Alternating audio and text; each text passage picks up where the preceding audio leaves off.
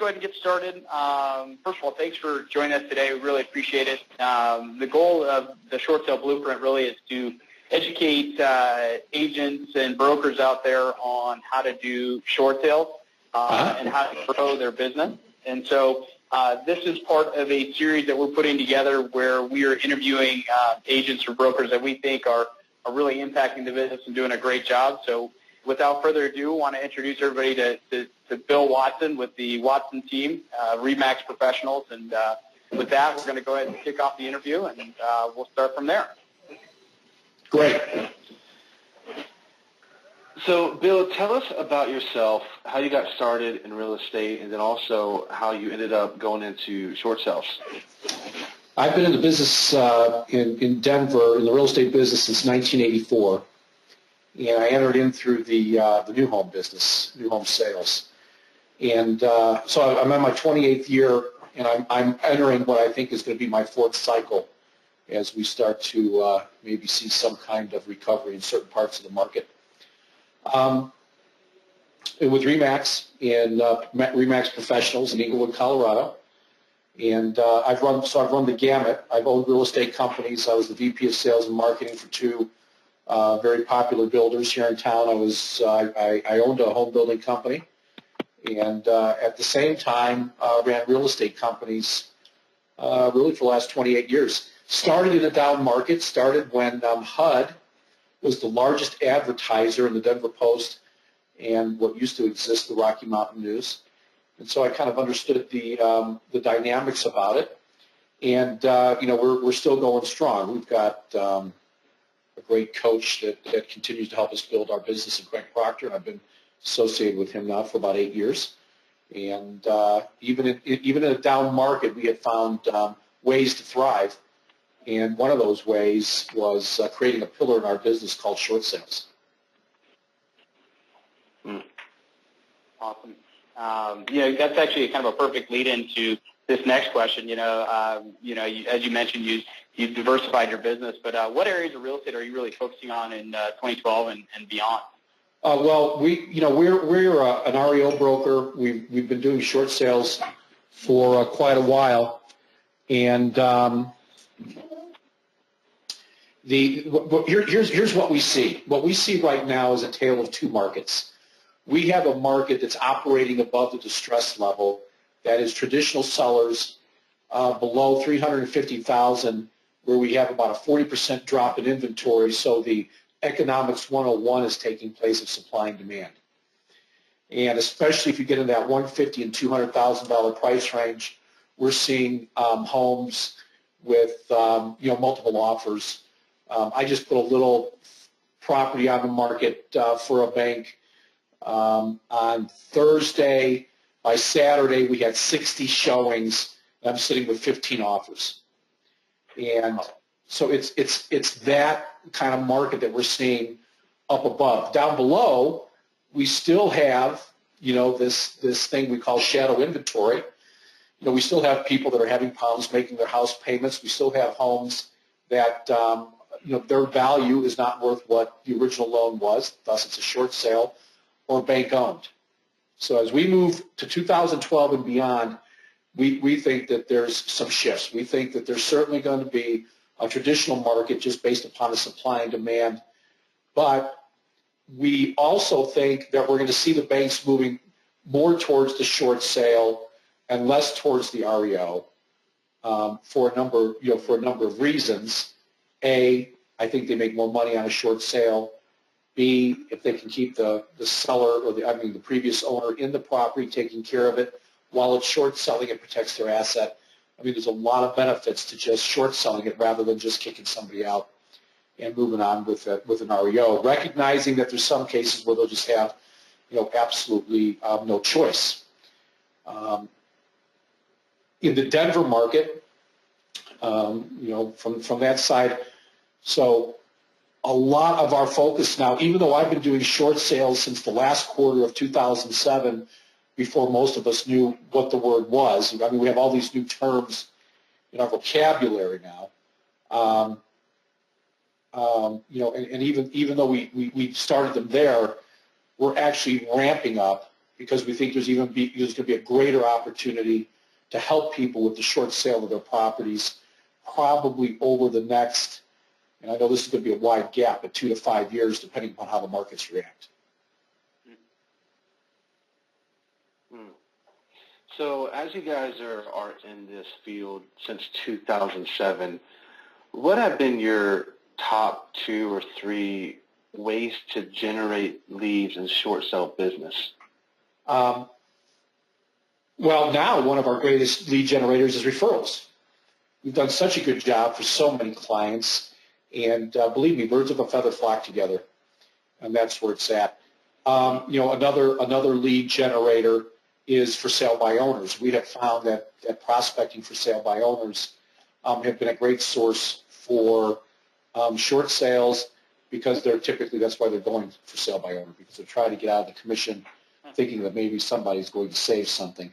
And then we do have ourselves tied in to a couple other lead generators that are strictly cash offer lead generators. And so basically what these do is they just let people know that we'll make a cash offer for their home. We'll help them solve their problem. If they're upside down, it's no issue. So it has done a pretty good job of generating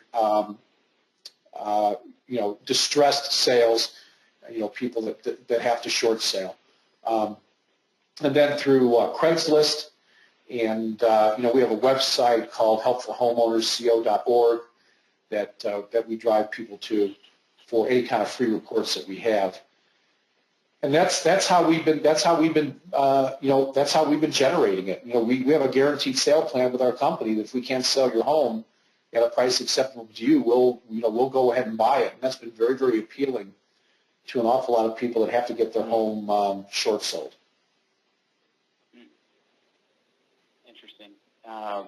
Bill, one of the things that obviously the focus of our course is short sales, but how much focus are you putting on short sales at the moment? We've talked about this before, you and I, that with REO volumes down and the referrals just dwindling, is this an area of focus for you in 2012 and something that you guys are putting a lot of effort behind? That's a great question, Brandon. And yes, I'm putting more effort going into short sales now than I probably ever have. Interesting. So that's interesting to know. You've been in this business since 2007, but it's a great note for all the other people out there that here it is 2012, and you're putting more effort into it this year than you ever have before. And I think that's really what we're trying to advocate as well, is that people really need to start focusing on that area of business. They have to, because I'm going to tell you that it's the NEDs continue to get filed, and the problem hasn't gone away, and what I mean by that is what we've had a reset in our market, and that reset in our market values now are less than what the loan against a property is. I mean, in Colorado, if you bought your house in 04, 05, 06, 07, kind of right in there, possibly first parts of 08, your home is not worth what you paid for. It's just plain and simple. Yeah. So we've gone through this major markets reset through 08, 09, and 2010. We go into 2011 with a little bit of decline. We start now in 2012 to stabilize. And because of the hot market in that $300,000, $250,000 or below, we start to see where even that gap might start to get a little narrower. The other as far as the difference between the market value of the home and the what the loan is against the property. Now, the thing is that buyers in today's market that are buying these, the short sale doesn't necessarily mean that they're getting a deal. All it means is that they're buying the home now at the new market value, which just so happens to be less than the original loan.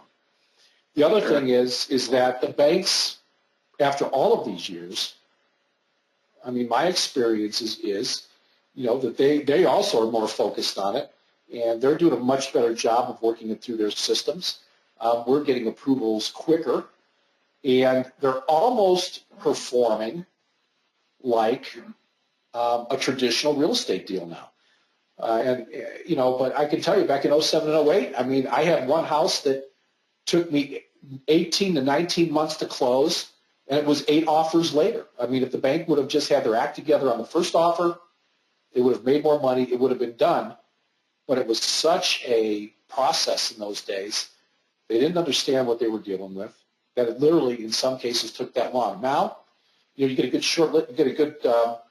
short sale listing with a true hardship, and you're going to close it in 60 to 90 days, and we're doing that all the time now. So why not focus on those? This is a great opportunity, not just to make full boat commissions. I mean, from a monetary standpoint, it's awesome.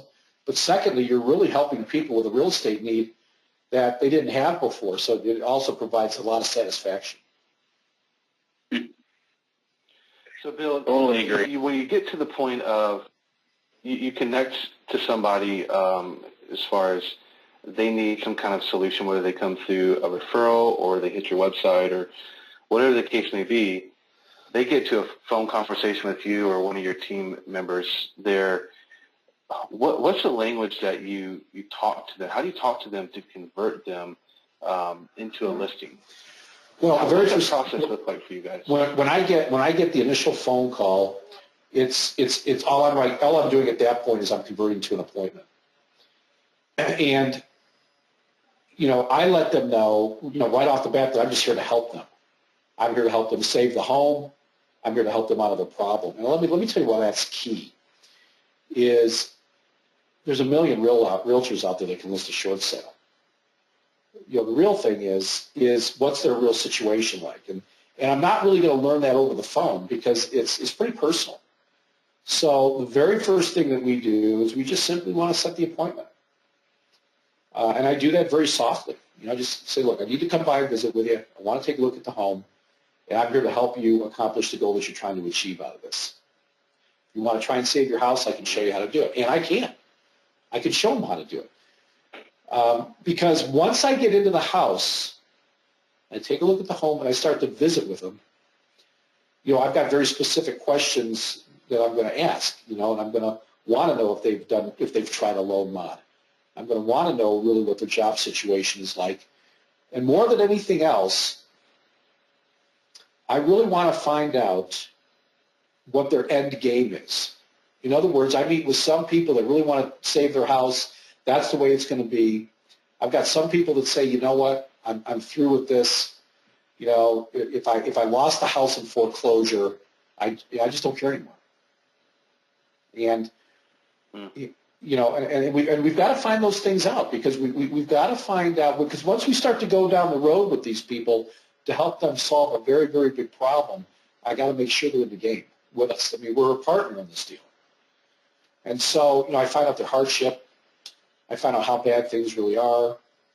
I find out what goal they really want to achieve. And at the end of the day, it's kind of like working any other kind of a business, like an Expired, a FSBO, or anything else, is that some are ready to do it now and some are ready to do it later. The important thing is that when they're ready to do it, I need to be the guy. So once they know, I know what I'm talking about. We know how to negotiate the deal. I know how to make this thing happen for them with the least amount of pain, that it's going to look like a traditional sale, and that our goal is to make sure that we get this short sale approved, releasing them of any deficiencies, and they now can go on and move forward with their life. I gain that confidence, and then we roll right into a listing at that point. And if they're ready to go, we don't say, okay, well, I'll come back tomorrow and do it. I mean, we're prepared at that appointment with our short sale package and with our listing agreement. This, by the way, these appointments are not done the way I do a normal listing appointment with our presentation about how great marketers we are. These presentations are more about them. It's about where they're at and really what we need to do to be able to help them solve the problem. They're more focused on that than anything else. And that's how we convert it. I think one of the key things that I took away from what you just said is, the fact that it's, they're a partner with you, and that, this isn't your traditional listing appointment. And so, it's key. I think that's an important point to emphasize because this is, you're working for them and you're helping them get through something that is tremendously difficult. And I think that's I think that's just an important difference to make from a lot of agents. I think they don't understand that concept too much. So that actually kind of leads me into this next question that I have for you, which is really, it seems like you put a tremendous amount of influence on that face-to-face contact. So I don't know if you do any kind of email marketing or anything like that with your short sale leads. If so, I was just curious as to do you do any of that, or how do you convey your messaging? Making it a hard sale instead of just kind of a hey, tell how great I am sale. Yeah, I'll tell you what, the email marketing comes into play. Okay, so if I meet someone and they're not ready to do it yet, we do have an email campaign that goes out that just basically continues to educate them on the short sale process. So it's not, there's some marketing in there and there's some things like that. The whole idea is to keep myself in front of them. But I'll tell you what's more important. I'll tell you right now, and here's the thing that people have to realize. Email marketing is passive. It's passive.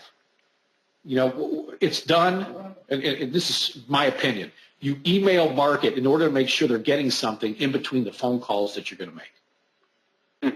And it's the weekly phone call to them. How's the loan modification going on? It's that weekly touch on a phone call that goes a whole lot farther than an email message ever will. And you got to remember that a prospect is never obligated to call you back. They're never obligated to call you back.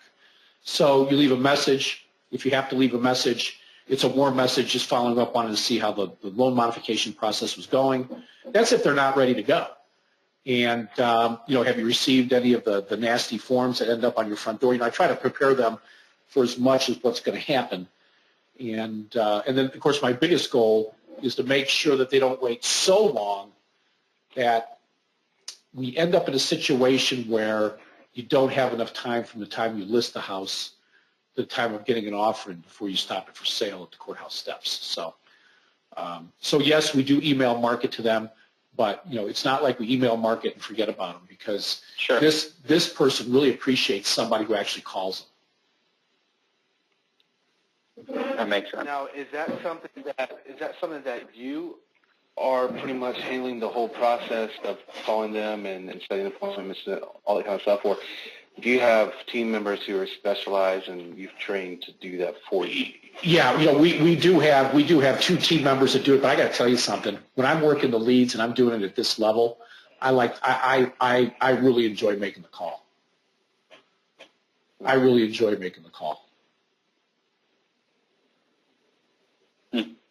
I'm the best converter in my company. So I assume that kind of covers the second part of this question. Is like, it sounds to me that you don't use any kind of scripts or anything like that, because it's just it's a heartfelt sale where you kind of feel them out, and obviously the goal is to just try and get in front of them. Is that correct, Bill? Yeah, when I initially call on a short sale lead, I just don't believe you can do a lot of it over the phone. Mm-hmm. I have some simple questions. I ask them, how far behind are you on payments? Tell me a little bit about your hardship. What I don't want to hear is I'm just trying to do a strategic default.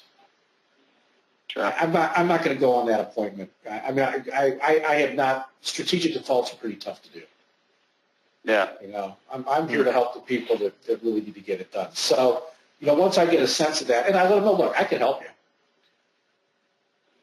Let me come by and visit with you. It's going to take about 20 minutes. This consultation is going to be free. There's going to be absolutely no obligation. Now, I'll tell you something else. I do not charge any upfront fees to get anything done. Okay. At all. I only get paid a success fee. So in my conversation with them, I simply tell them, look, here's the difference between me and other realtors you're going to talk to.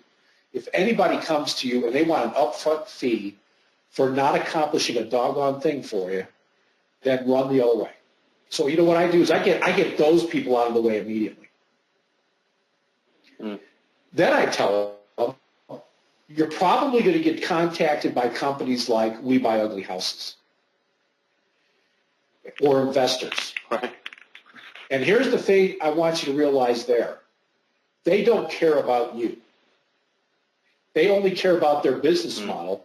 So they will try to buy your home, but they're going to try to buy your home at a deep discount, which doesn't help you because our goal is to sell your home for the most amount of money in order to narrow what that deficiency is going to be so we can have more success in getting it waived. Right. So that I knock those people out of the way. Okay?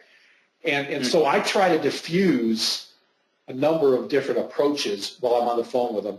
Say, look, I'm going to come over. It's free. There's absolutely no obligation. I'm going to spend about 20 minutes with you. What I find is when I'm there and I start to visit with them, it's usually longer than a 20-minute appointment, but I'm not leaving without business. I mean, I can tell you once I'm in the door, I'm going to get it. I know that's kind of confident, but that's why I'm there. No, I mean, it makes sense. Yeah, it makes sense if you know, especially when doing that for so long, and then you're really connecting with them on a personal level. So, you know, let me ask this question, and then Brandon, you can hit the next question. But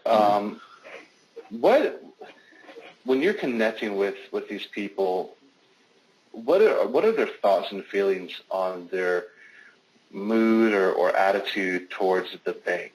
I mean, do you feel like a lot of them have like an anger or bitterness or anything like that towards the bank or entity that's, you know, potentially taking their house away from them? I haven't run into a lot of that. I haven't run into a lot of that at all. But I get people that are they're just washed up. You know what I mean? They're tired. They do get very frustrated with the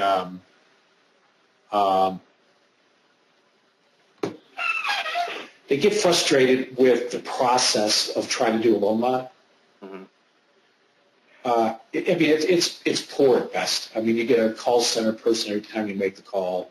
They lose files. Yeah. They don't track things very well. I mean, you got to be a certain kind of person. Now, if I meet someone for the first time and they're going to try a loan mod, I've got some real specific tips I give them and things that they're really going to need to do. And I find, you know, we just closed a short sale since July, in the end of May, that sticks in my mind where this seller was so burned out that she didn't even want to take the loan mod the bank was giving her. She just said, I don't even want the house anymore. And we ended up short selling it. The bank short sold it. But the process was arduous. I mean, it was grueling what they put them through. And I think that's the thing. That's the thing that really hurts them. But, you know, bottom line is they don't have a job, you know, and they're trying to save something of which they've got no foundation to save with. So that's kind of where they're at. They're tired. They're tired, and they're ready to move on. The home, you know, it becomes almost a detachment to them. You know, it's no longer that place that they came home for refuge. It's a place now that really is a millstone hanging around their neck. And so that's really more of what I see than just sheer anger with the bank. A lot of frustration, but not anger. Now, what I do is I encourage them and I tell them the importance of, look, you're not making the house payment anymore, but, you know, water the lawn, mow the grass, pay the utility bills, and just do your normal maintenance, because when we sell the house, what we want to do is we want it to present itself to the marketplace in the best possible light. Mm-hmm. Right. And look, the bank's letting you live here without making a payment. Take care of their asset. That's all we're asking you to do. You know, pay your HOA fee. Now, there's some people here that can't even do that. I mean, that's what it is. That's what it is. But interesting. Yeah. That actually, you know, that kind of transitions right into the next question that, you know, I had for you, which is, and you and I have talked about this briefly before, Bill, but, you know, just like obviously because of the different circumstances, how do you handle the listing for a short sale versus your traditional sale? well, the short sale listing appointment is all about them. Mm-hmm. You know, we do a market study. You know, and what's great about it, Brandon, is that we've got good solid data in the marketplace now. I don't care if you're short selling or not. I can go to your house and I can tell you what it's going to sell for. And so we really handle the value very traditionally. based upon condition, based upon everything else, because I got 8 quarters of good data. And so that's really stabilized.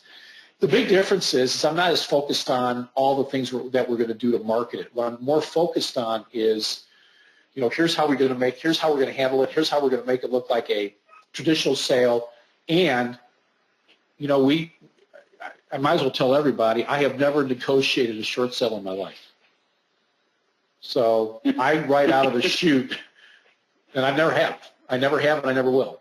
But we've got PMH, who's now Stewart, who's been negotiating. I got involved with them back when it was in its infancy, who have done a remarkable job negotiating our short sales. And so I have 110% confidence. And I think that's a big difference too, is that we're able to convey our expertise all the way from the marketing to the negotiation side to make for them what's going to be a successful endeavor. And that's it. That's it. It's all about them. It's about what we're going to do to get them to the end with this. We set a lot of levels of expectation as to what they're going to need to do and kind of how this is going to perform. And then we try to set a level of expectation of what the outcome could be. We never guarantee that we can get the short sale done because we can't. Although our record's very, very strong, very strong. I've gotten short sales done that I never thought I was going to get done. So, that part of it's been very, very, very positive. And we prepare them for whether there's going to be a deficiency or whether they're going to waive it or whether they're not. So that as we get a little bit, we get an offer in and we start to get this negotiated, they can make, good decisions. And then when we leave the closing table, their eyes are wide open, and they understand what's happened. The biggest thing too is that they know that I'm not going to stick a sign in the front yard that's 8 foot by 10 foot that says, loser, your house is going into foreclosure, and this is going to be a short sale. Right. It looks like a regular house on the market. It just looks like a regular house. No big deal. So let me jump down, and Brandon, I'm going to skip down a few questions just because they'll hit on this. What would you say is the single most important thing you do to get the short sale approved with Lennar? If there's that one thing that's going to be the deciding factor, to where it can lean to approval, to not, what would you say that is? Well, it's the hardship letter along with a complete package. Okay. Yeah, it's how it's all packaged to the lien holder. And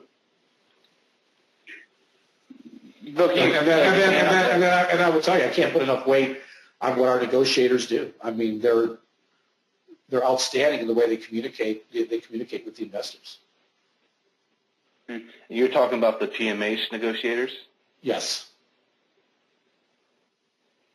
Okay. Can you give us just a picture of kind of what that process looks like for you guys, and at what point do you hand it off to them to help you out? Okay, so what we do is we get the house listed. We send them a listing package, and then right on shortsaleapproval.com, they have the short sale packages right there. So we just print them out, and we have the seller handle their package, and we as the realtor have our package, and we get that package as complete as possible, and we get that in the PMH so we can set up the file. And then once we get an offer, we get that in, and then they've got a complete package that they need in order to start working on getting the approval. So the whole thing is they're very front-ended, right? They're weighted on the front end. And I guess I could confess a sin. I might not be the best at all the time at making sure that our sellers are getting all of their stuff put together the way that they need to get it put together. But we get the package built, and then PMH steps in and lets us know what we're missing and what they're going to need so that we can help them facilitate the file, negotiate it. Nice. Okay. And then what they do, I have no idea, guys. I'm telling you, I've never negotiated a short sale. No, I have all my hair. Well, that's a great plug for PMH, so we appreciate it. Wow. Stuart, you know, if you're going to do volume, you know, I'm a marketer. I mean, you know, I'm really good at getting the home sold. I'm really good at understanding the value. I'm really good at getting all that front end stuff done. But if I'm going to sit down and negotiate them as well, you know, then you know you're just not going to do any volume. You're just not going to get it done. Right. No, I agree. I'm biased, but I agree. So, yeah. Well, but that kind of takes us to our last, you know, major question for you is, you know, like, you know, obviously we're putting this course together for agents looking to get into the short sale business. What advice would you give someone looking to get into the business today? You know, what's the most important thing you could tell them? Well, you know, I think if they're looking to get into the short sale business, I think it's a couple things. It's one,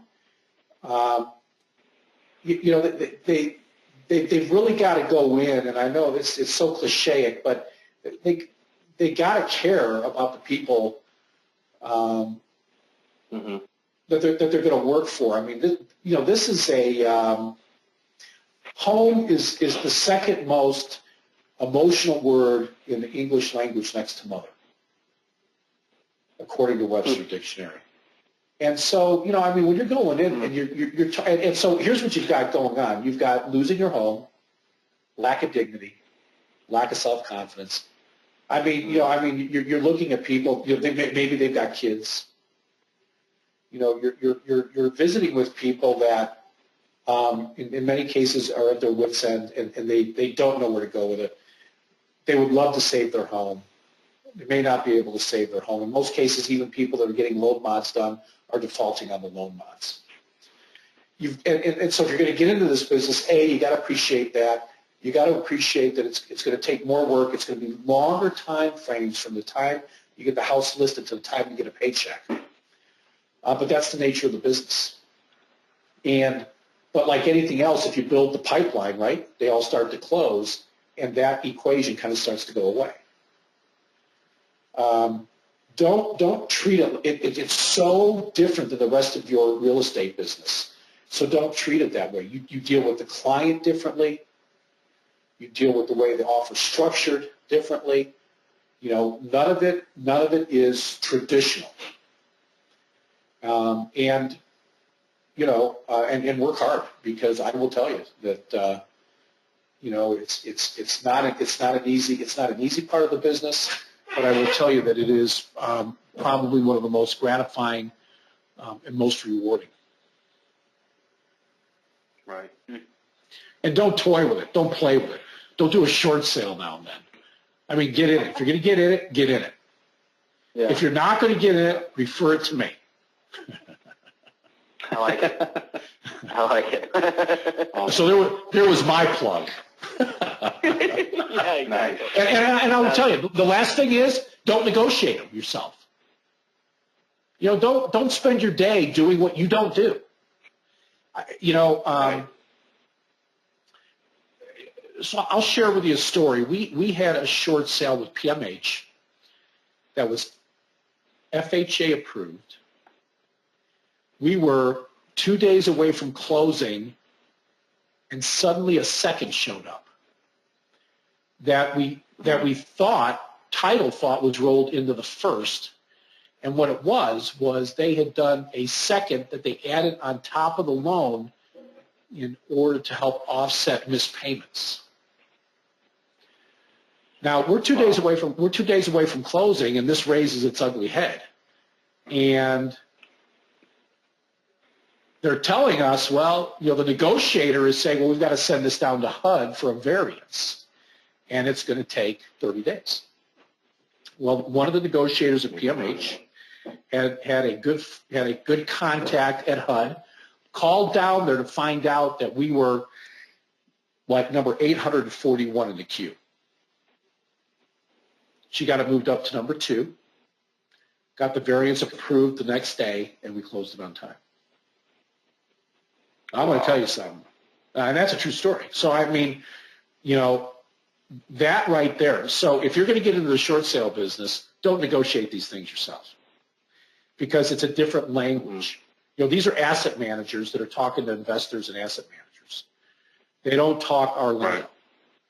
and so go out there and get the lead, get it listed, get it under contract, get the most for the home that you can, hand the package off to a negotiator, go get another lead, another listing, hand the package off to a negotiator, and you'll make some very, very good money. You'll make great money at it, and you'll help a lot of people. But don't negotiate it yourself. Otherwise, you're going to be able to do about 3 a year. That's going to be that might be one of the best tips, that you've given. And I think that's, could be an issue with agents is they try to do too much and keep control of too much. But really, when it comes down to it, focus on what you're good at, and that's, most agents. Hopefully, if you're in the business, is connecting with people. Well, so that's awesome, man. Bill, we. Oh, go ahead. I'm sorry. No, I was just going to say. No, it's amazing to me. The biggest questions I get, well, what do you pay for a negotiator? It's like, you're kidding me, right? I mean, how long is it taking you to negotiate? How much business are you not getting? The money that we pay our negotiator, the fees we pay our negotiator have paid for themselves over and over and over and over and over again. And the business model is very, very clear. It's very, very clean, and it's a very, very good revenue generator. And the only way, if you're going to get into short sales, the only way you're going to turn it into a viable part of your business is to take the negotiating piece out of it and pass it off to the pros. You don't do your own title work. You don't do your own loan. You pass those off. That's an interesting way to look at it. So pass off the negotiation side as well and do what you do best. Hunt the business down, help these people out, get their houses on the market, get them under contract, and let the professionals take over from there. I love it. Awesome. Well, Bill, you've been great, man. It's been a great pleasure to have you on and connect with you. We really, really appreciate your time. Hey, thanks for including me. I appreciate it, guys.